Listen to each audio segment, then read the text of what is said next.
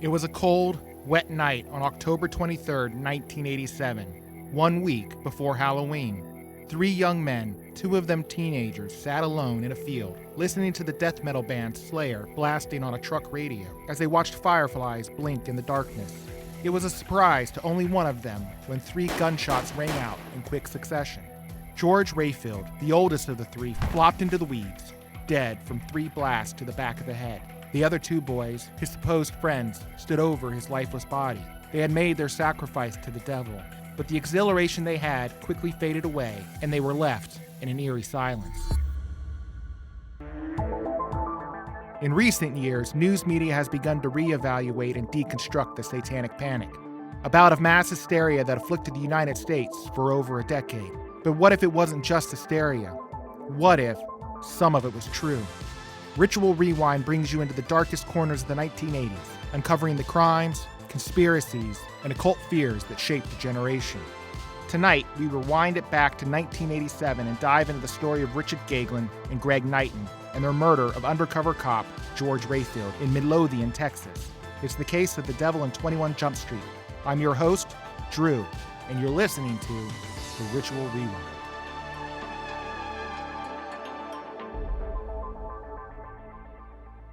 Midlothian, Texas is a small city about 25 miles southeast of Dallas.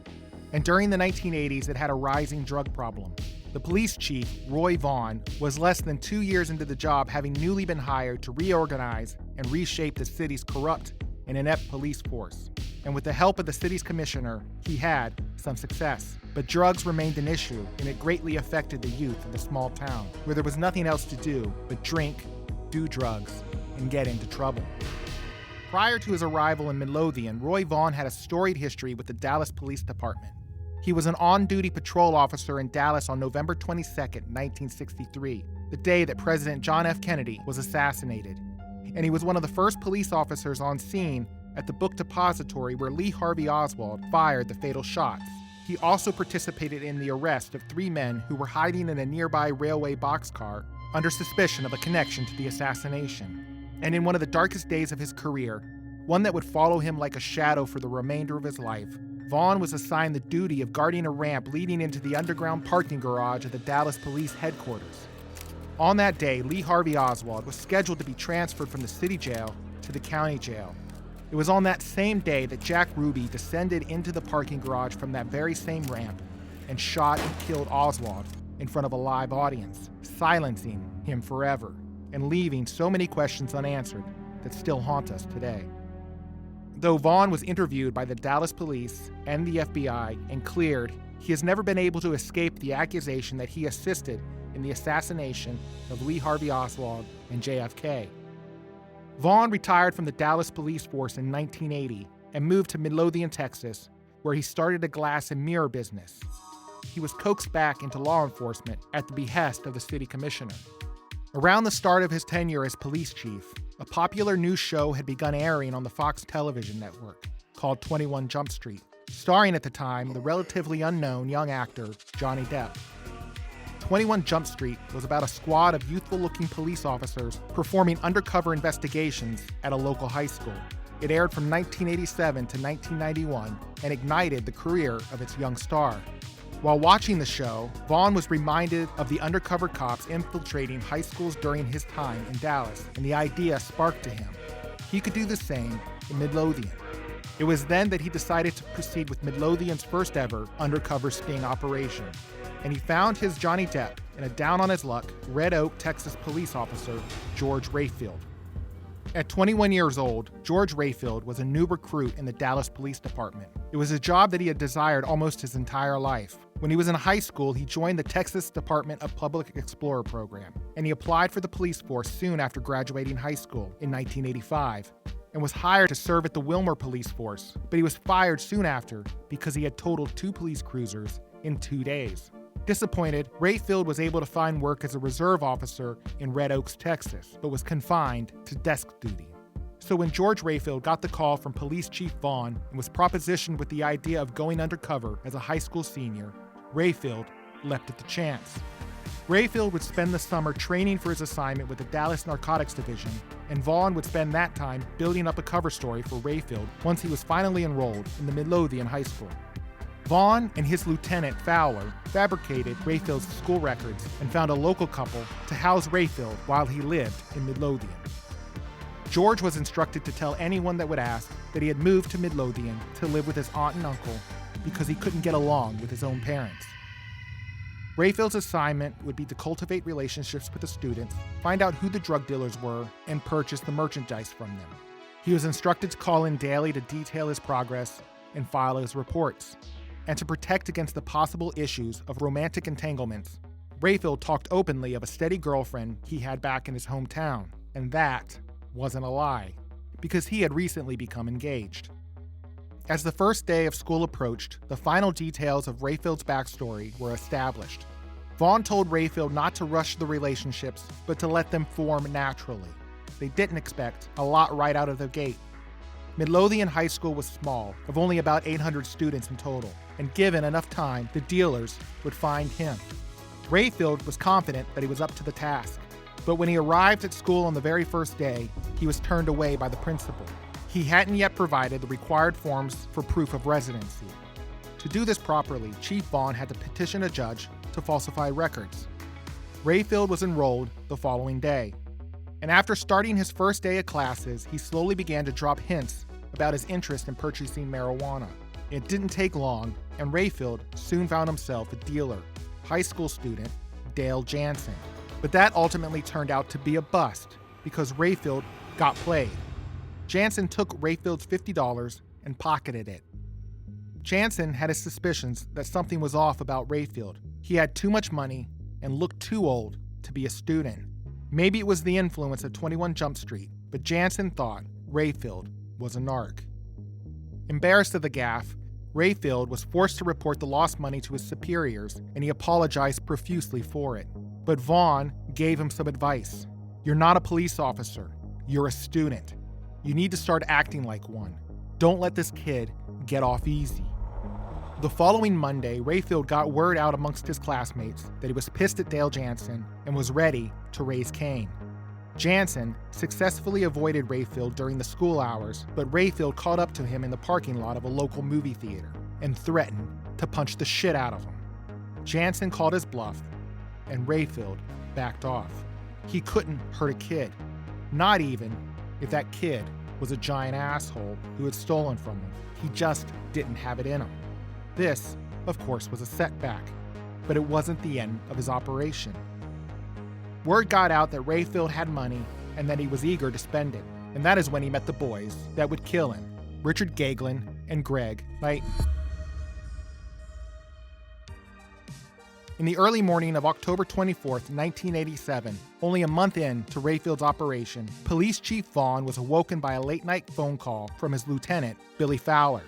The lieutenant had received a concerning call from Raffield's fiancée. Raffield hadn't come home, and he hadn't called. This was highly unusual. Raffield again had strict orders established at the very beginning that he was supposed to call Vaughn every night at 7 p.m. to check in, confirm that he was safe, and report on the day's activities. And he had checked in that evening, but Raffield had alerted Vaughn to a possible drug deal that was to take place later that night. Raffield agreed that he would call Vaughn afterwards if there was anything to report, but Raffield had never called, and Vaughn had fallen asleep. Regardless of that, Vaughn's initial reaction didn't lend itself to concern. There had been a heavy rain that night, and he considered that maybe Raffield had simply had an accident and was stuck in a ditch somewhere, unable to check in. Vaughn and Fowler decided to drive around town and search for Raffield. They were familiar with some of the hangout spots that Raffield had frequented with his new friends from school, and they decided to start at those places first. One such place was an abandoned home out in the more rural part of Midlothian. To get to it, you had to drive off the main road and down an overgrown path. It was a 2-story home that was rotting from the inside out, and it was an eyesore for the nearby residents. They had petitioned the city to demolish it, but the city had ignored those requests. Many of those same residents called the police department frequently to report disturbances at that residence, which they described as strange noises and weird chants. Previous investigations of the property revealed drawings of pentagrams, swastikas, and other vulgarities. On the second floor, inscribed above a chalk drawing of a body, were the words, "By the right to the Black Mass, evil will speak in this house." Raffield had told Vaughn that the kids often went there to chill out and listen to heavy metal music, but he didn't believe it was an actual location for satanic worship. When Vaughn and Fowler arrived at those locations, Raffield was not there. With their concern growing, Vaughn decided to do something that went against his gut, but he felt that it was necessary. One of the boys that Raffield was making a case on was Greg Knighten.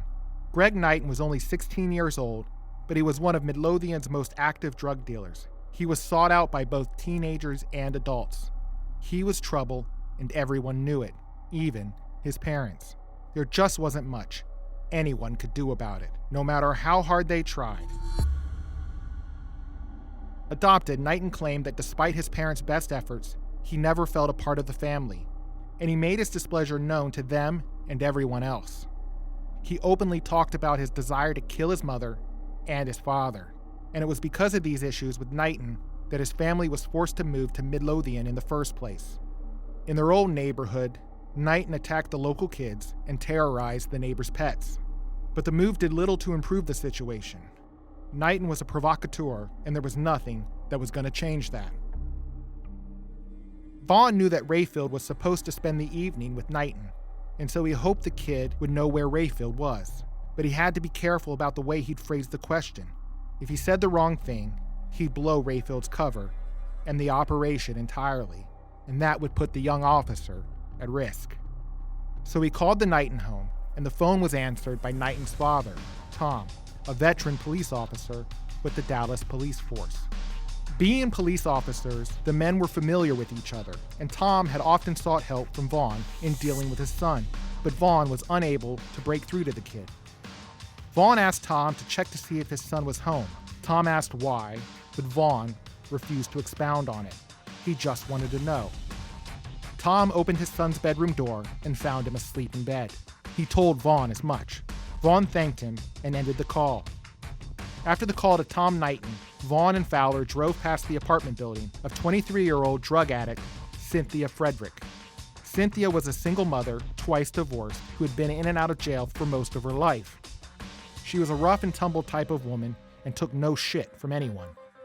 She opened up her home to the kids in the area for them to meet up and do drugs.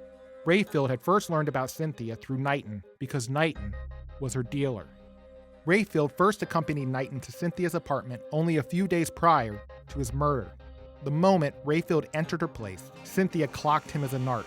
He looked too old, and his truck was too nice for a high school student. She pulled Knighten into her bedroom to tell him so. Knighten denied it. There was no possible way Raffield was a narc. They had smoked weed together, and a police officer wouldn't do that. But Cynthia was insistent, and she wanted him out of her house. While Knighten and Cynthia were in the bedroom, Raffield took the opportunity to scope out the new stereo on Cynthia's shelf. Raffield had been informed by Lieutenant Fowler that she was in possession of a stolen stereo, and Raffield wanted to check to see if it was true. But as he leaned over to look at the serial number on the back, Cynthia came out with Knighten and caught him in the act. He tried to brush it off, saying he liked how it looked and wanted one for himself. But that sealed the deal for Cynthia's suspicions, and she forced him out of her place. When Vaughn and Fowler arrived at Cynthia's apartment, Rayfield's truck was not there. And as dawn broke that morning, there was no word from Raffield, and Vaughn started to get worried. He knew something serious had to have happened. On that same morning of October 24th, an officer on patrol was waved down by a man that lived in a nearby trailer park. The man told the officer that his son had been acting strange that morning and was scared.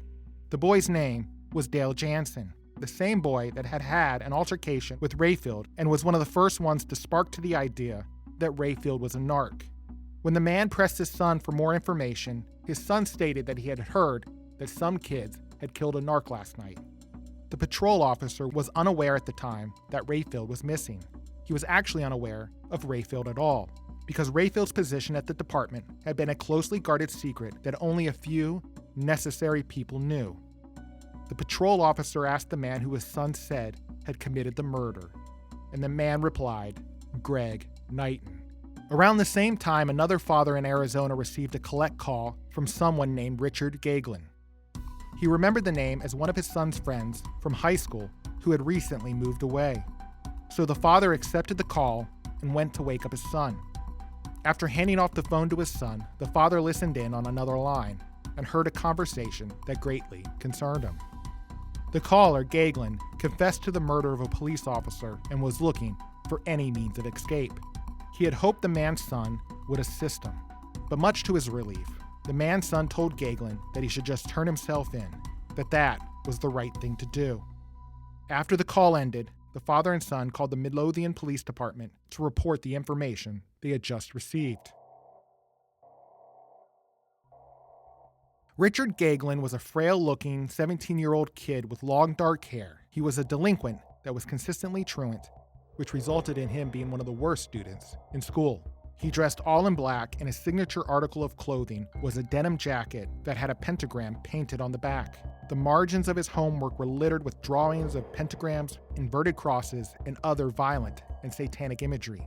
He was heavy into drugs, and teachers described with fear the coldness that was evident in his eyes. They knew one day he would harm someone. Several overtures were made from the school's faculty to Goeglein's mother, a waitress at a local diner.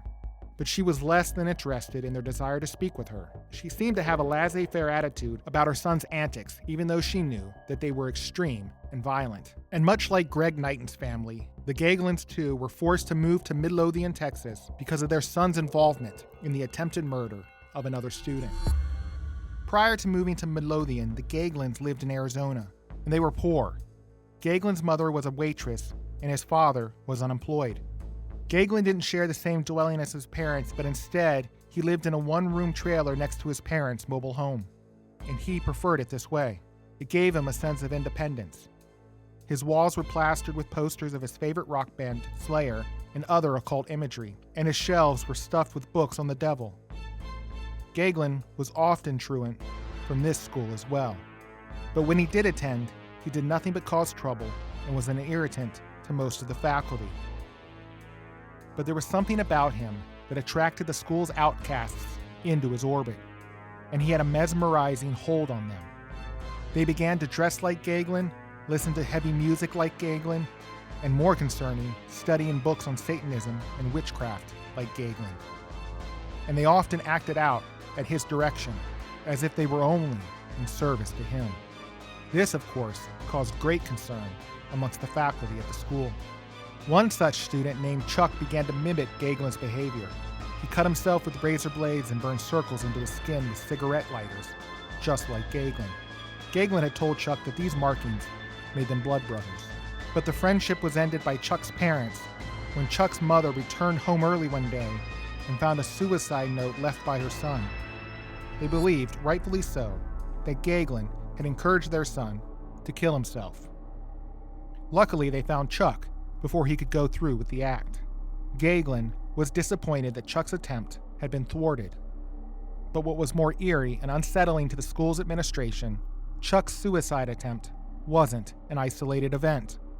There had actually been a rash of attempted suicides amongst the students, and each one of them had a connection to Goeglein. But that wasn't the end of the trauma that would be experienced by Goeglein's classmates, and the atrocity that he would commit would force his parents to flee Arizona and move to Midlothian, Texas, where he would meet Greg Knighten and George Raffield. Thank you for joining us tonight on the Ritual Rewind for part 1 of this story. In researching this episode, we relied heavily on the news reports from the New York Times and the Dallas Morning News, and the book Innocence Lost by Carlton Stowers. I'm looking to grow this podcast, so if you like it, please rate it and review it. And if you're listening to this on YouTube, give it a like and a comment. And as always, you can interact with us at The Ritual Rewind on Instagram, TikTok, and Facebook. Thank you, and good night.